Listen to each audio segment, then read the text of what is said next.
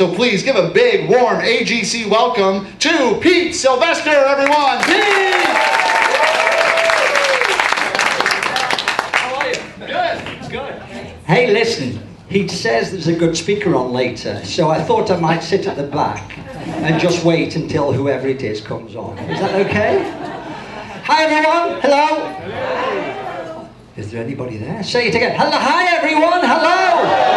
Hooray. Great stuff. Listen, thank you very much for the great warm welcome. I'm really pleased to be here. That's me. I've even got the same tie on, so you can tell it is me. Honestly, it is against the image. I'm going to be talking a little later about, in about 2 hours' time, I'll be talking about Harley. I'm not talking for 2 hours, apparently. So, no. So I'm going to be sharing with you some of my Harley-Davidson experiences, and then giving you a little secret that you can take away, and you can apply in your own business. Okay, so you can take that with my compliments. Now, for any of you who are here, one of the things that was a biggie for me whenever I came over to the United States was that the people here when I came in always said, "Wow, I love your accent. I think it's great. Where are you from in Australia?" I'm not from Australia, okay, just so we know, I'm not from Australia. I'm actually from Birmingham. Now, it's not Birmingham, Alabama, it's Birmingham, England, okay, Birmingham, England. And really, one of the good things of my time with Harley-Davidson, that I learned a great deal about two magical things for Harley. One is customer touch, and the other is branding. And those are the expertise that I've taken and apply now in a broader sense of the word. Okay, so let's move on to the actual presentation itself. That's me. That's the caricature that I use when I'm speaking. I speak as the Harley guy there. And to answer the question about did I get a bike with my job, no. Harley-Davidson does not give away things. You know they don't do that. No, so that's my caricature. That's my granddaughter in the seat alongside me there, which is a long story, but she was the reason I left Harley-Davidson. My granddaughter, she was 2 at the time, and I left Harley so that I could spend a lot more time with her. I won't tell you the long story, that will go on too long. Anyway, so did I have a bike? Yes, I had a bike. And this was me on my bike, okay? And there's a significance. I want to just draw your attention, if I may, to the jacket. Okay, this was a Harley-Davidson jacket, which is not the proper riding jacket. It's actually a leisure jacket. By the way, how many of you have motorcycles here? How many of you have had or do have currently a Harley-Davidson? Whoa, we need to speak buddies later on. That's good. I know you do, Travis. Crikey. So that was the jacket, and I'm going to explain a little story that goes with the jacket. And it's really a story that gives emphasis to how far does your brand stretch. I can imagine, I mean, we can all imagine, can't we, that here in the United States, Harley-Davidson, big, I mean, when I was in the business, they had a 70 to 74% share of the big bike market. So that's quite a dominant position. It was quite dominant. But you think, does that brand travel to other countries, to other locations? I'm going to show you a little bit about why it does. I speak around the world now as the Harley guy. I don't speak as much as I used to, because I'm allegedly retired, but that doesn't seem to stop me. So I travel as the Harley guy.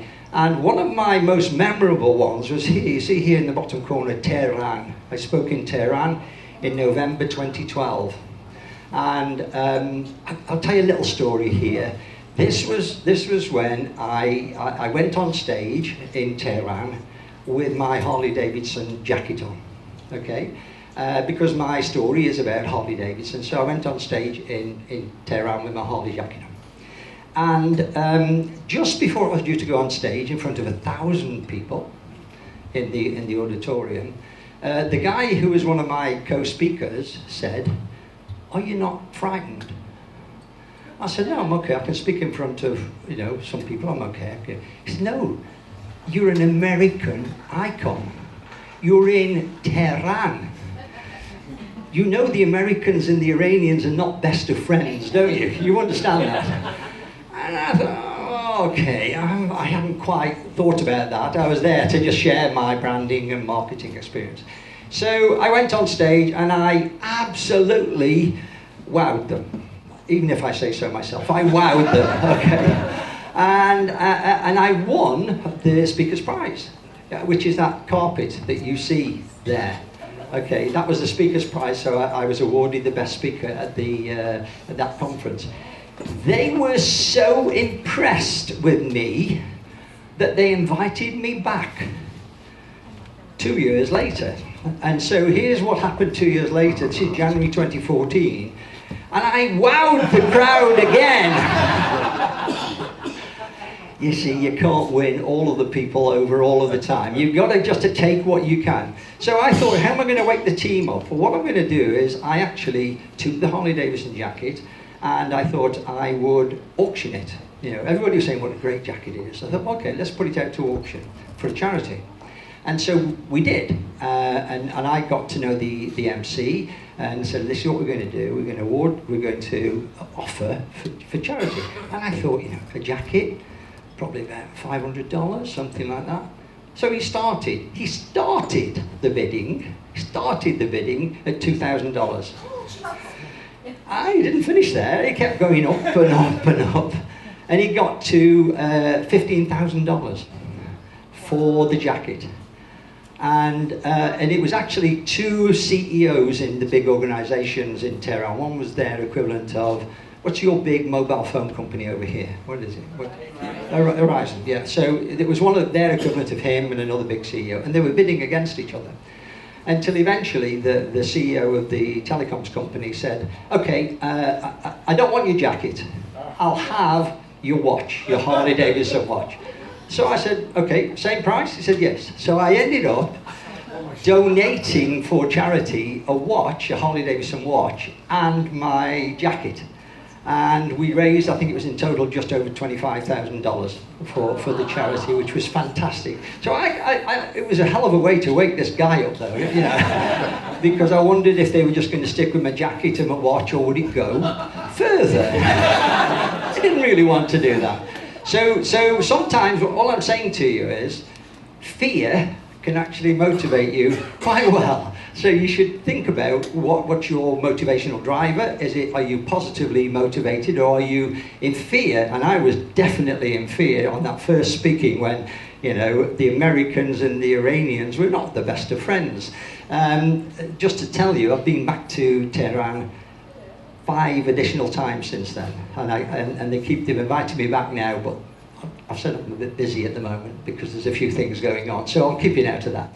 Anyway, so that was January 2014. And one of the things I've learned in my time with Harley-Davidson is, how do you get something that has a value of $5,000?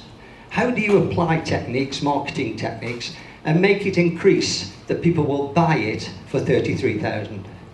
How do you take the approach, the sales approach, where potentially their sales success is about 11%, and increase that sales success so that you actually achieve about 80%? In other words, 8 out of every 10 clients who you speak to say yes. And it's a fantastic process that Harley-Davidson have shared with me.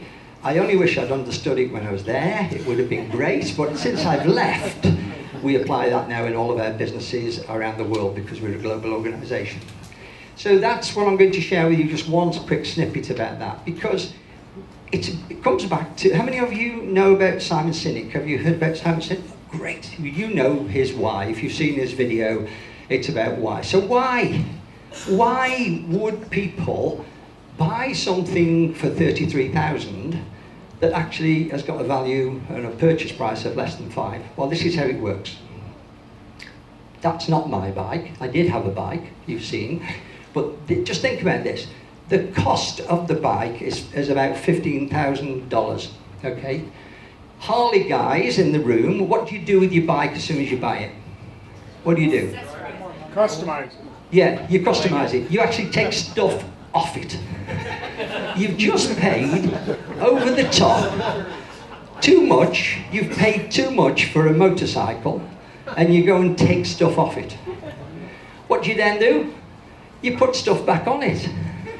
Probably the same stuff, but with a slightly different design. You put the same stuff back on that you've just taken off. You might put straight through pipes or something like that on. But what you've now got is you started with a bike of $15,000. It's gone. You take parts off it, and you put $7,000 worth of parts back on it. I showed Travis this a little earlier on, and he said, "You know what? That's exactly what I did." And I said, "You're an idiot."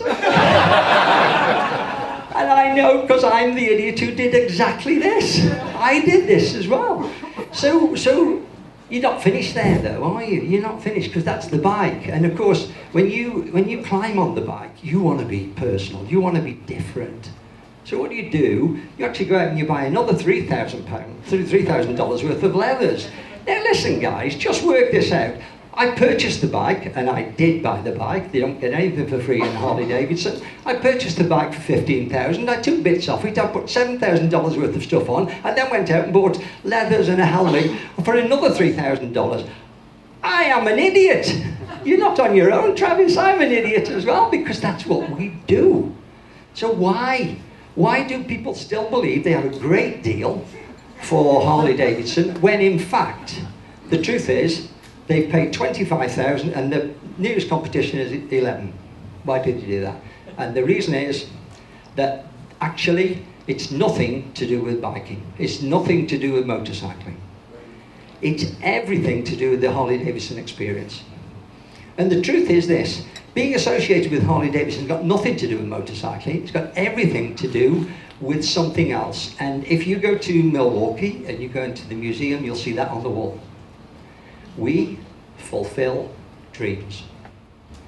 And just think about that, ladies and gentlemen. In your business, what dreams is your product fulfilling for your potential buyer? Because they're not buying your product. They don't buy your product. They actually buy what it does for them and how it helps them to achieve their dreams. And that was a huge turning point for me when I realized that with Harley-Davidson. And here's secret number one. I'm going to move on quite quickly through this. You have to understand why your clients buy. Why do your clients buy? They buy for results, or some of them buy for results, and they buy for speed. Okay. Now, in fairness, Harley-Davidson is not the fastest motorcycle in the world, but at least the brakes work, as I found out several times to my cost. But they might buy for results and speed. They definitely, if you're a Harley rider, you'll know what HOG is. HOG is the Harley Owners Group. And the Harley Owners Group is a group of people, and I know you went down to Sturgis a few weeks ago, and you got together with, 5,000 other HOGs. And that's the team, that's the family, that's the Harley-Davidson family. And that is a biggie for Harley-Davidson. Also, the other thing is, if you are a Harley-Davidson person and you've got a Harley-Davidson $3,000 jacket on, it tends to open up doors for you. As I found when I was coming through your customs line with my Harley-Davidson jacket on, and they say, you have a Harley-Davidson? I said, well, actually, I work for Harley-Davidson. You work for Harley-Davidson? Come on through, sit down, don't worry about the queues, come and sit down, would you like a coffee? And your customs people are very welcoming, and when you have a Harley jacket on. Okay, so they have a relationship. That jacket, that brand, creates a one-to-one relationship. And that's really important that you understand that and you harness it. And finally, of course, the actual bike. And these are the people who used to buy the bikes previously, and they would take the bits off them and they would repair them and they do it themselves. They're the people who like the structure and the proof. They're the blues. Now, let me give you a clue. That applies to all of your clients as well. Your clients are broken into that color code. And here's some percentages which may just blow your mind. 11% of your clients buy for a quick result and price. 11%. So if you sell to them in the old traditional way, you're going to get that result. If, however, you also activate the fact that you're part of a successful team in a fun environment, innovation environment, what will happen is the 17% will buy for that reason. And when you talk about the relationships that you can offer, you know, they'll stay with you. I'll be with you forever. And they're not bothered about the price, actually. They're bothered about the support, the individual relationship that you can give them. 35% will make a decision based on that. And then you have the last group, which is the people who will wait until they get the handbook and you give them all the testimonials and you give them the case studies, and they'll go away and they'll lock themselves in their shed at the bottom of the garden and they'll go through it all in detail and find out that they've tested it and it works well. They, 37%. So if your marketing techniques, if your selling techniques, if your branding only appeals to one of those, you're missing out. So you really think about your branding as to how it works. And here's the big takeaway I'm going to give to you, which I hope you'll apply to your own things. Our clients tell us, and this is a great one, when someone says, so what do you do? We say, well, our clients tell us that they're great value and good price. Our clients tell us that they love working with an innovative organization. Our clients tell us that they love the relationships that we have, and our clients tell us that they love the fact that we are there on a structured basis and help them to learn how to do our product. Here's the killer, guys, and then I'm nearly finished. Here's the killer. You ask your client which one of those things that our other clients tell us is going to be valuable to you and your business. Because quite honestly, say, everybody knows what we do. Everybody says how great we are. Our clients tell us that these 4 things that we're good at. Which one is going to be good for you? Because would it be okay if I share more information with you about that part of what we do? Your success rate will increase because they'll tell you which one of those 4 colours is the most appropriate, and then you only have to communicate with them for that element of that product. And you get 8 out of 10 when you do that. So ladies and gentlemen, I hope that's been of interest to you. Really what I'm asking you to do is to stop selling and start thinking in colour. Because if you think in colour, you'll communicate in colour, the colour that the other person is interested in, and will make the decisions. Ladies and gentlemen, thank you very much. It's been great to see you!